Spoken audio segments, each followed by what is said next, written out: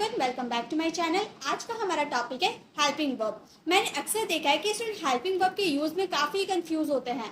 कहाँ पर किस हेल्पिंग वर्ब का यूज करना है, कहाँ पे किस मॉडल हेल्पिंग वर्ब का यूज करना है, कहाँ पे वर्ब का फर्स्ट फॉर्म लगाना है तो कहाँ वर्ब का थर्ड फॉर्म लगाना है, और यही रीजन होता है कि वो इंग्लिश नहीं बोल पाते हैं।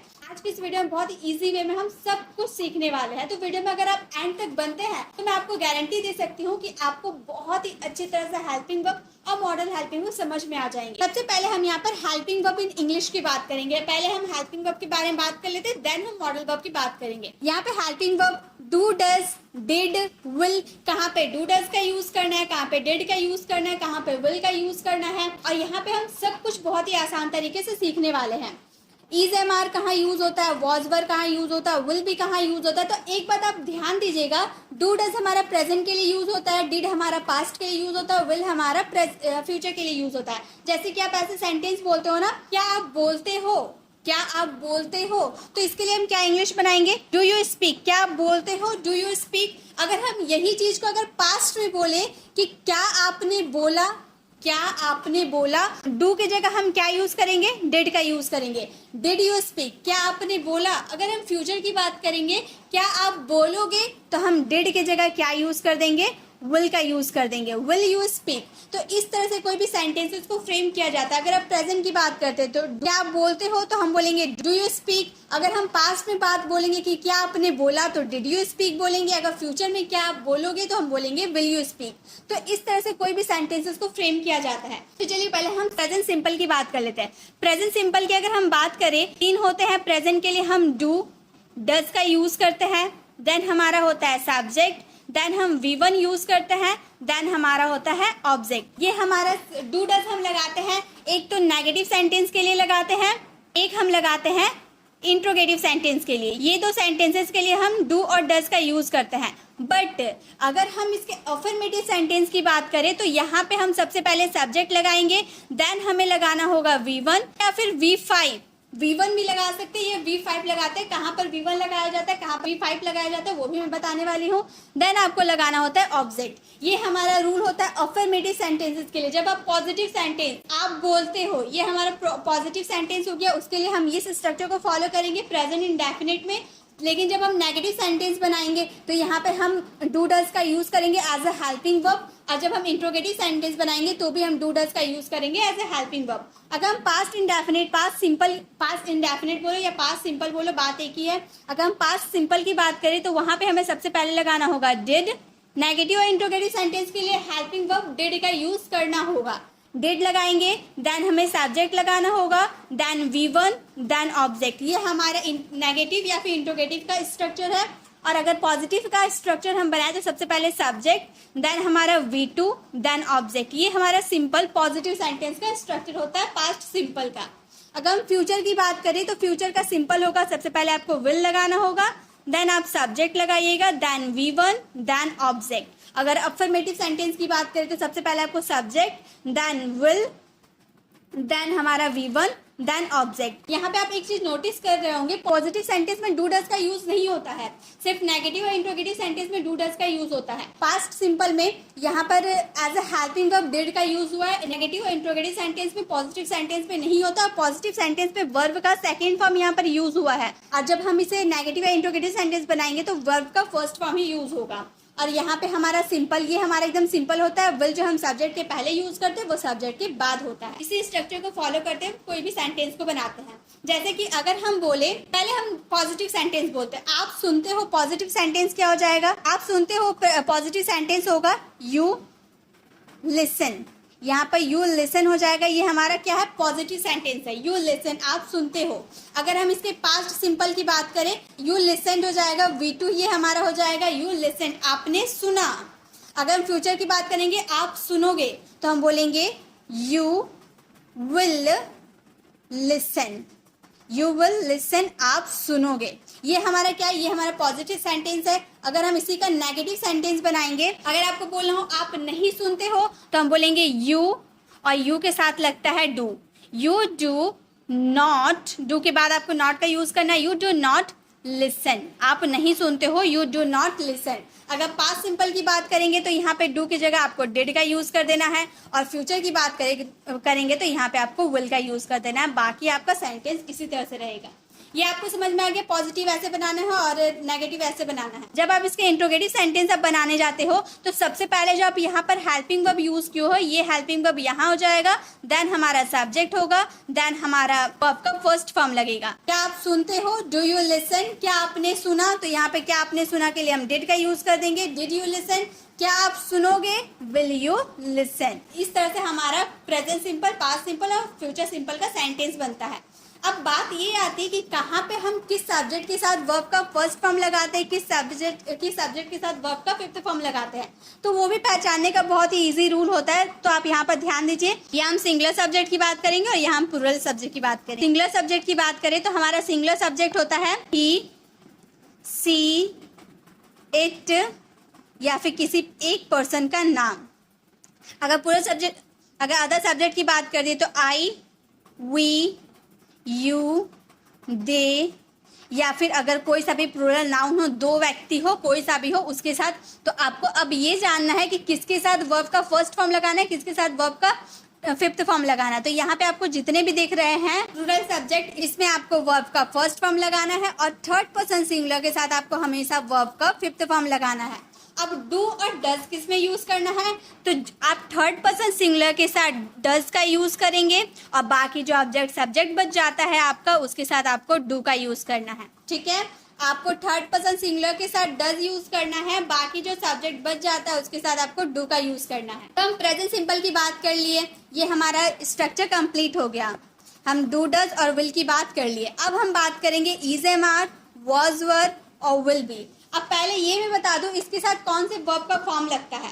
चाहे आप इज, एम, आर की बात करें, वॉज, वर की बात करें या विल बी की बात करें, सभी के साथ आपको वर्ब की, पहले हम इसे मिटा देते हैं, सभी के साथ आपको वर्ब का फोर्थ फॉर्म लगाना है। अब फोर्थ फॉर्म कैसा होता है, जब भी आप वर्ब के फर्स्ट फॉर्म के साथ आईएनजी आप ऐड कर देते हो तो वो हमारा क्या बन जाता है, वो हो जाता है वर्ब का फोर्थ फॉर्म। आप ये याद रखिएगा। तो आपको इज, एम, आर, वॉज, वर और विल बी के साथ आपको वर्ब का फोर्थ फॉर्म लगाना है। क्यों? क्योंकि इसमें कोई काम कंटिन्यू चलता है। जैसे कि आप ऐसे सेंटेंस बोलते होंगे ना, वह जा रहा है, वह जा रहा है, तो हम क्या बोलेंगे, ही इज गोइंग। वह जा रहा है, ही इज गोइंग। अब इसी तरह से मैं जा रहा हूं तो हम बोलेंगे आई एम गोइंग। मैं जा रहा हूं, आई एम गोइंग। वे जा रहे हैं, वे यानी कि दे आर गोइंग। वे जा रहे, दे आर गोइंग। तो ये प्रेजेंट में इज लगता है हमारा थर्ड पर्सन सिंगुलर, जो मैंने आपको बताया था ना, इस थर्ड पर्सन सिंगुलर के साथ आपको इज का यूज करना है। बाकी जो आपका सब्जेक्ट वी, यू और दे बच जाता है, इसके साथ आपको आर का यूज करना है, इसके साथ आपको हमेशा एम का यूज करना है। ठीक है, ये समझ में आ गया। तो यहाँ पे हम लोगों ने ही के साथ क्या यूज किया, इज, आई के साथ एम, दे के साथ आर। तो वह जा रहा है, ही इज गोइंग। मैं जा रहा हूँ, आई एम गोइंग। वे जा रहे हैं, दे आर गोइंग। ऐसे हम बोले वह पढ़ रही है तो हम बोलेंगे सी इज स्टडिंग। मैं पढ़ रहा हूँ, आई एम स्टडिंग। हम पढ़ रहे हैं, वी आर स्टडिंग। तो इस तरह से हम इज, एम, आर का यूज करें। ये समझ में आ गया। अब हम देखते हैं वॉज, वर। वॉज वर लगता है किसके साथ, थर्ड पर्सन जो आपका सिंगुलर रहता है उसके साथ आप वॉज लगाएंगे, बाकी के साथ आपको वर लगाना है। और ये जो आई जो आपका रहता है उसके साथ भी आपको वॉज का यूज करना होता है। ठीक है, जैसे कि अगर हम सेंटेंस बोलते हैं, तुम बोल रहे थे, तुम बोल रहे थे, तो हम बोलेंगे you were speaking. You were speaking, तुम बोल रहे थे, यू वर स्पीकिंग। अगर हम बोले मैं बोल रही थी तो हम बोलेंगे I was speaking. I was speaking, मैं बोल रही थी। या फिर वह पढ़ रही थी, सी वॉज स्टडिंग। वह पढ़ रही थी, सी वॉज स्टडिंग। तो इस तरह से हम प्रेजेंट कॉन्टिन्यूअस वाले सेंटेंस को बनाते हैं। ठीक है, अब हमारा ये भी हो गया कंप्लीट। अब हम देखेंगे विल बी का यूज। विल बी किसके साथ लगता है, विल बी हमारा लगता है जब आप फ्यूचर कॉन्टिन्यूअस वाले सेंटेंस बोलते हैं ना, वह जा रहा होगा, वह खा रहा होगा, वह देख रहा होगा, ऐसे वाले सेंटेंसेस के लिए आपको विल बी का यूज करना होगा। जैसे कि अगर हम कोई सेंटेंस बोलते हैं, वह जा रहा होगा, वह जा रहा होगा। अब आप एक बात हमेशा याद रखिएगा, विल बी का यूज आप ऑल सब्जेक्ट के साथ कर सकते हैं। विल बी का यूज आप ऑल सब्जेक्ट के साथ करेंगे तो हम बोले वह जा रहा होगा, तो हम बोलेंगे he will be going. he will be going, वह जा रहा होगा। इसी तरह से तुम जा रहे होगे, you will be going, वह पढ़ रहा होगा, he will be studying। इस तरह से हम will be का यूज करते हैं। तो हमारा दो कॉन्सेप्ट क्लियर हो गया। इंडेफिनिट वाले हेल्पिंग वर्ब का यूज हम लोगों ने देख लिया, कॉन्टिन्यूअस वाले हेल्पिंग वर्ब का यूज हम लोगों ने देख लिया। अब हम आते हैं परफेक्ट टेंस वाले helping verb, has, have, had, will have. Has have का यूज हम प्रेजेंट में करते हैं, हैड का यूज हम पास्ट में करेंगे और विल हैव का यूज हम फ्यूचर में करेंगे। जैसे आप प्रेजेंट में ऐसे सेंटेंस बोलते होंगे ना, तुम खेल चुके होगे, हम पढ़ चुके हैं, वो जा चुके हैं, ऐसे वाले सेंटेंस। जैसे तुम खेल चुके हो, कोई काम कंप्लीट हो चुका होता है तो हम उसमें हैज हैव का यूज करते हैं प्रेजेंट के लिए। तो तुम खेल चुके हो, हम बोलेंगे यू के साथ हमेशा हैव लगता है, यू हैव, वर्ब का थर्ड फॉर्म प्लेड। जब आप परफेक्ट की बात करते हैं तो परफेक्ट में हमेशा आपको तीनों के साथ, प्रेजेंट, पास्ट और फ्यूचर, तीनों के साथ वर्ब का थर्ड फॉर्म ही यूज करना होता है। तो हम बोलेंगे तुम खेल चुके थे, यू हैव प्लेड। अगर हम थर्ड पर्सन सिंगुलर की बात करें, वह खेल चुका था, तो ही हैज, ही के साथ हैज यूज करेंगे, ही हैज प्लेड। तो आप याद रखिएगा थर्ड पर्सन सिंगुलर के साथ हैज और बाकी जो सब्जेक्ट बच जाता है उसके साथ हैव, ठीक है। पास्ट में, प्रेजेंट में तो हम हैज और हैव का यूज देख लिए। अब पास्ट में हम हैड का यूज कैसे करते हैं वो भी देख लेते हैं। तो पास्ट में आप ऐसे सेंटेंस बोलते होंगे ना, तुम पूछ चुके थे, वह देख चुका था, तुम कर चुके थे, मतलब कोई काम पास्ट में आप कर चुके थे। जैसे कि अगर हम बोले वो देख चुके थे, वे देख चुके थे, तो हम बोलेंगे दे हैड सीन। हैड का यूज आप सभी सब्जेक्ट के साथ करेंगे, सी का third form seen. They had seen, वे देख चुके थे। वैसे ही हम देख चुके थे, वी हैड सीन। हम खेल चुके थे, वी हैड प्लेड। इस तरह से आप सेंटेंस को बना सकते हैं। तो ये हैड का यूज भी काफी इजी था, समझ में आ गया। और विल हैव का यूज हम फ्यूचर परफेक्ट में करते हैं। वह जा चुका होगा, वह खेल चुका होगा, वह देख चुका होगा, ऐसे वाले सेंटेंस, कोई काम कंप्लीट हो चुका होगा।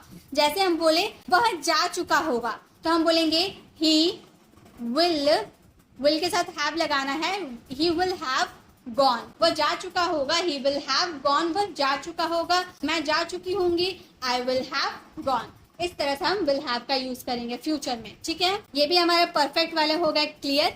अब हम आते हैं has have been, had been, will have been. इसका यूज हम करते हैं प्रेजेंट परफेक्ट कॉन्टिन्यूअस वाले में। इसका यूज करते हैं ना प्रेजेंट परफेक्ट कॉन्टिन्यूअस वाले में, कोई काम किसी समय से चल रहा है, ऐसे वाले सेंटेंस में हम हैज हैव बीन का यूज करेंगे। जैसे कि अगर हम बोले मैं 2 घंटे से पढ़ा रही हूँ, तो हम क्या इसका बनाएंगे, मैं 2 घंटे से पढ़ा रही हूँ। मैं 2 घंटे से पढ़ा रही हूँ, I have been teaching for 2 hours। 2 hours 4 क्यों लगाए, क्योंकि हम यहाँ पर टाइम ड्यूरेशन की बात करें, इसलिए यहाँ पर हम 4 का यूज किए। मैं 2 घंटे से पढ़ा रही हूँ, ये प्रेजेंट में हो गया। अगर हम पास्ट में बात करें, मैं 2 घंटे से पढ़ा रही थी, तो हम बोलेंगे आई हैड बीन। यहाँ पर हैव की जगह हम हैड का यूज कर देंगे, क्योंकि हम पास्ट में बात करें कि मैं पढ़ा रही थी, मैं 2 घंटे से पढ़ा रही थी। I had been teaching for 2 hours। मैं 2 घंटे से पढ़ा रही होंगी फ्यूचर में, तो हम बोलेंगे I will have been teaching for 2 hours। तो इस तरह से हम यूज कर सकते हैं। अगर यहाँ पर 2 hours की जगह मॉर्निंग का यूज करते, तो हम बोलते मैं सुबह से पढ़ा रही थी, I have been teaching since morning. यहाँ पर हम लिखते सिंस मॉर्निंग, हम बता दिए ना कि सुबह से, फिक्स टाइम बता दिए, पॉइंट ऑफ टाइम की बात कर दी, इसीलिए यहाँ पर हम सिंस का यूज करते हैं, ठीक है। तो हम परफेक्ट कॉन्टिन्यूअस वाले सेंटेंसेस को बना सकते हैं। अब हम आते हैं इज, एम, आर, बीइंग और वाज, वर, बीइंग। ये हमारे पेसिव वाले सेंटेंस होते हैं। ऐसे सेंटेंस आप बोलते होंगे ना, यह काम किया जा रहा है, उसे पढ़ाया जा रहा है, फूल तोड़े जा रहे हैं, मतलब कोई काम कंटिन्यू चला जा रहा है। और पेसिव वाले सेंटेंस है, उसमें तो हमें वर्ब का थर्ड फॉर्म लगाना ही है। तो इसका सेंटेंस कैसे बनेगा वो हम बना के देखते हैं। जैसे कि अगर हम बोले यह काम किया जा रहा है, तो हम बोलेंगे गाइस अगर आपको वीडियो अच्छी लग रही है तो प्लीज वीडियो को लाइक करो, इसे ज्यादा से ज्यादा लोगों को शेयर भी करें, ताकि हेल्पिंग वर्ब का यूज करना सीख पाए। और अगर आप हमारे चैनल पर नए हैं और अभी तक हमारे चैनल को सब्सक्राइब नहीं किया तो सब्सक्राइब का बेल आइकन जरूर क्लिक कीजिएगा, ताकि आने वाली वीडियोज की नोटिफिकेशन भी आपको मिलती रहेगी। हम यहाँ पर हम बात कर रहे हैं पेसिव वाले सेंटेंस। पेसिव वाले सेंटेंस ऐसे सेंटेंस होते हैं ना, जैसे कि हम अगर बोले यह काम किया जा रहा है, तो this work is being done. यहाँ पर इज का यूज किए, इज बीइंग का यूज किए और वर्ब का थर्ड फॉर्म का यूज किए। इज बीइंग वर्ब का थर्ड फॉर्म, यह काम किया जा रहा है। अगर हम पास्ट में बोले यह काम किया जा रहा था, तो इसके जगह हम क्या यूज करेंगे, वॉज का यूज करेंगे। This work was being done. तो इस तरह के सेंटेंस जब भी आएंगे आपको कि यह काम किया जा रहा है, फूल तोड़े जा रहे हैं, वो सेंटेंस पेसिव वाले हैं, लेकिन उसमें कोई काम कंटिन्यू चल रहा है तो उसमें आपको इज एम आर के साथ बीइंग का यूज करना, वर्ब का थर्ड फॉर्म लगाना है, और पास्ट में वॉज वर्ब के साथ बीइंग का यूज करना, वर्ब का थर्ड फॉर्म लगाना है। गाइस और एक बात मैं बता दूं, यहाँ पे आप जो इसका यूज देख रहे हैं ना, यहाँ पे आपको is am are, was were और विल बी का जो यूज देख रहे हैं, जो हम प्रेजेंट कॉन्टिन्यूअस में यूज करते हैं वर्ब के फोर्थ फॉर्म के साथ, इसका और एक यूज होता है जिसमें हम वर्ब का थर्ड फॉर्म लगाते हैं, और वो सेंटेंस हमारा होता है पेसिव वाले sentence. Is am are, was were, will be का यूज अभी तक आपने सीखा है कॉन्टिन्यूअस टेंस में, लेकिन इसका यूज हम पेसिव वाले सेंटेंसेस में भी करते हैं। ऐसे सेंटेंस आप बोलते होंगे ना, यह काम किया जाता है, वहाँ जाया जाता है, यह खेला जाएगा, ऐसे वाले सेंटेंसेस पेसिव वाले सेंटेंस होते हैं। इसके बनाने के रूल अलग होते हैं, इसमें आपको वर्ब का थर्ड फॉर्म का यूज करना होता है। जैसे कि अगर हम बोले यह काम किया जाता है तो हम बोलेंगे this work is done, this work is done. यहाँ पर इसका यूज किए वर्ब के साथ और वर्ब का थर्ड फॉर्म लगाए, ये हमारा है पेसिव वाले सेंटेंस। यह काम किया जाता है, दिस वर्क इज डन। या फिर आप बोल सकते हैं यह काम मेरे द्वारा किया जाता है, दिस वर्क डन बाय मी। यहाँ पर बाय मी कर सकते हैं, तो यह काम मेरे द्वारा किया जाता है, this work is done by me. अगर पास्ट में बोले यह काम किया जाता था तो हम बोलेंगे दिस वर्क, यहाँ पे आपको वॉज का यूज कर देना है, this work was done by me. यह काम किया जाएगा मेरे द्वारा, दिस वर्क विल बी, यहाँ पर क्या लगा देंगे, विल बी, फ्यूचर की बात करेंगे तो विल बी यूज हो जाएगा, this work will be done by me. यह काम किया जाएगा, this work will be done. इस तरह से आप पेसिव में भी इसका यूज कर सकते हैं। आई होप आपको हेल्पिंग वर्ब का यूज किसी भी सेंटेंस में कैसे किया जाता है वो आपको अच्छे से समझ में आ गए होंगे। अब हम बात करते हैं मॉडल हेल्पिंग वर्ब। तो अब यहाँ पे हमारा है मॉडल हेल्पिंग वर्ब, जो हम अब मॉडल हेल्पिंग वर्ब को सीखने वाले हैं।